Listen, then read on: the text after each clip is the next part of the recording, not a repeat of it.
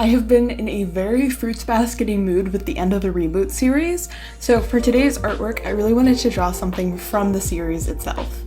If you've been following my channel for a bit, you probably know by now that Fruits Basket is my absolute favorite show, and I have so many feelings about it since the show ended.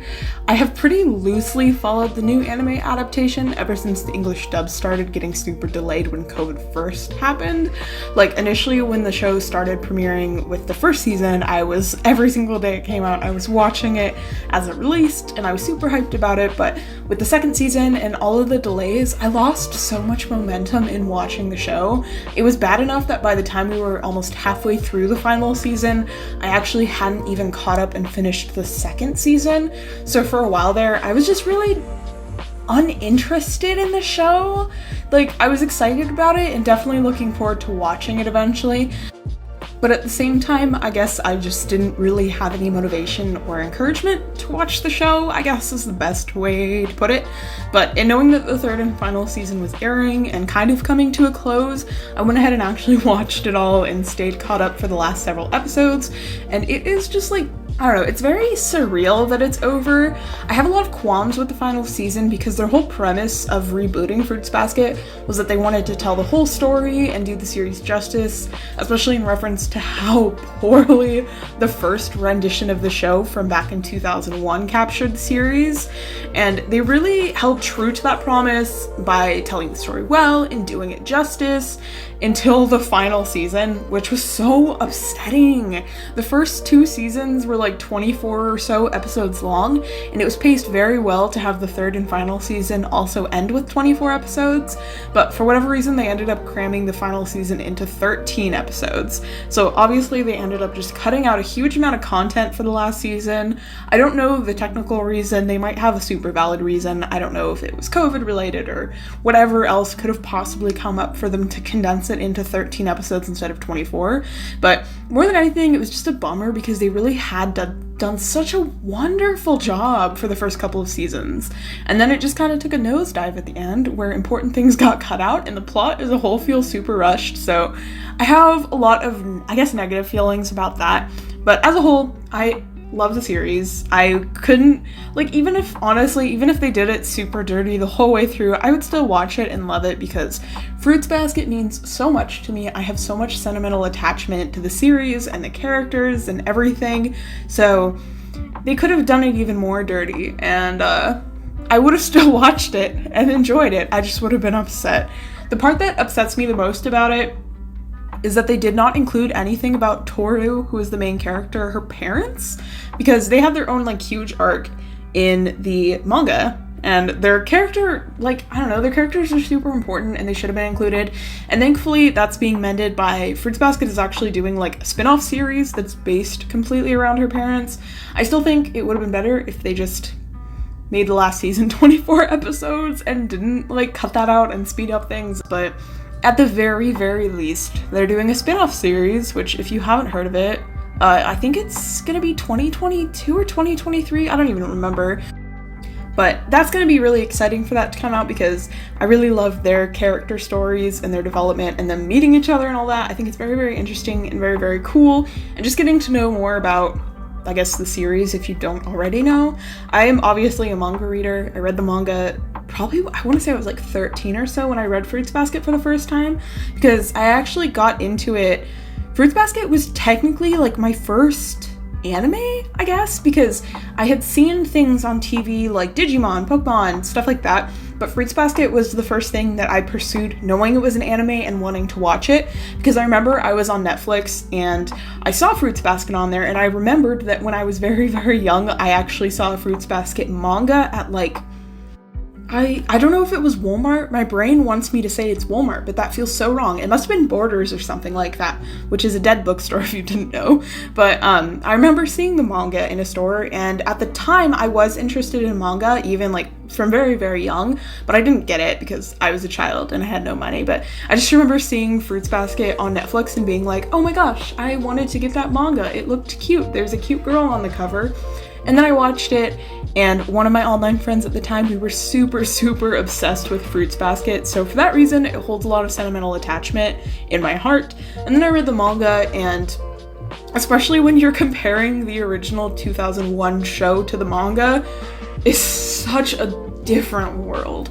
Like, everything about it is so strongly different, and I don't know, I just never expected them to actually reboot Fruits Basket. So I remember when they announced the reboot in 2019 or 2018, whenever they announced it, I was so unbelievably excited, because never in my wildest imagination did I ever expect them to revisit Fruits Basket, like, at all. But not only revisit it, but like just redo the series and not just pick up where they left off with the 2001 anime. So that was news I never ever expected to hear, but I am so grateful that they did, because first and foremost, Fruits Basket was something that was very underhyped as a series. I feel like most people knew what Fruits Basket was, but it definitely wasn't getting the love and recognition it deserved.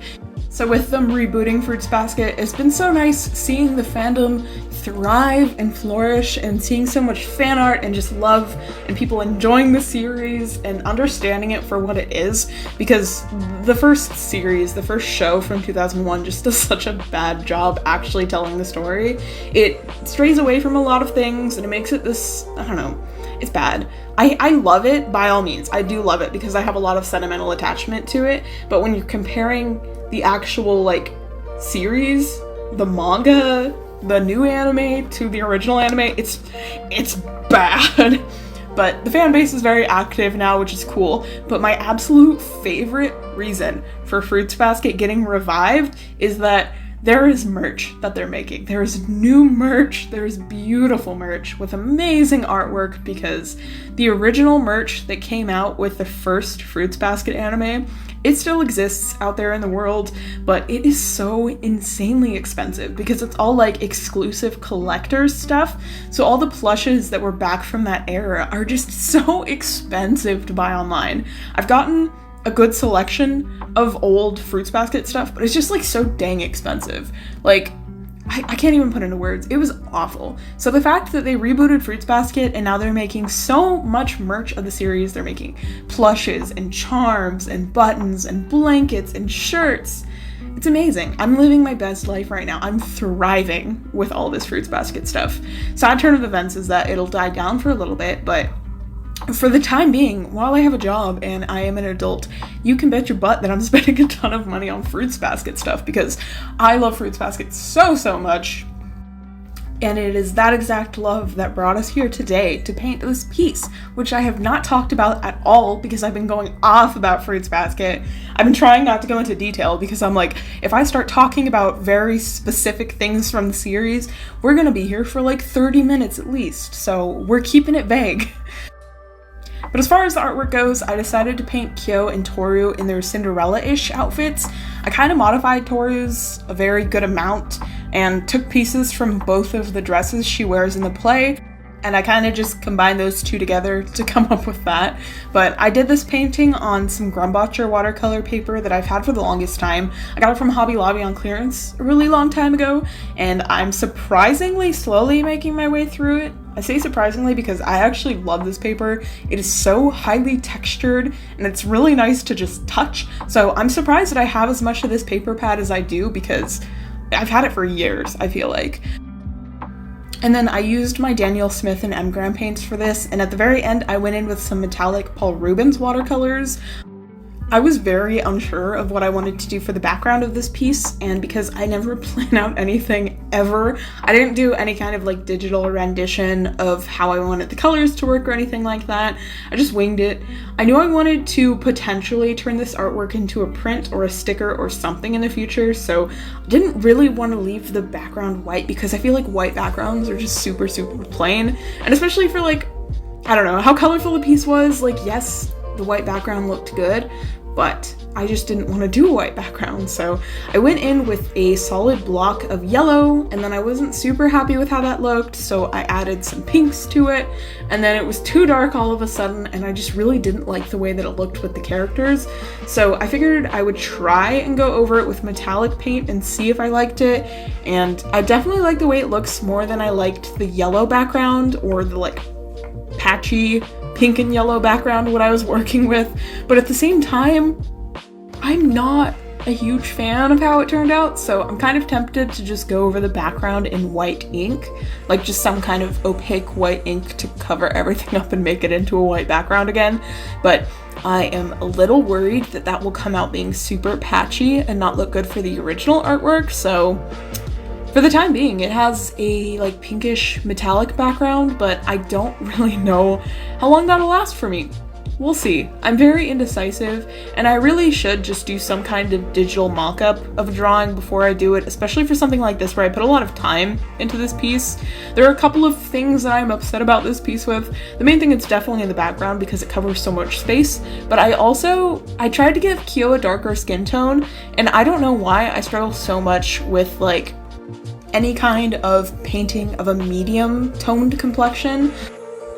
I always end up adding way too much saturation into the skin tone, and by the time I notice, I try and fix it by like doing a more muted color, but it really just ends up muddy and not looking super hot. So at some point in this painting, I really messed up Kyo's skin, and I wasn't sure if I was going to be able to recover from that. In the end, I was able to lift a little bit off of his skin tone, and it turned out okay, but it's definitely not what I wanted. But all things considered, it ended up turning out not horrible, especially once I added in the white highlights.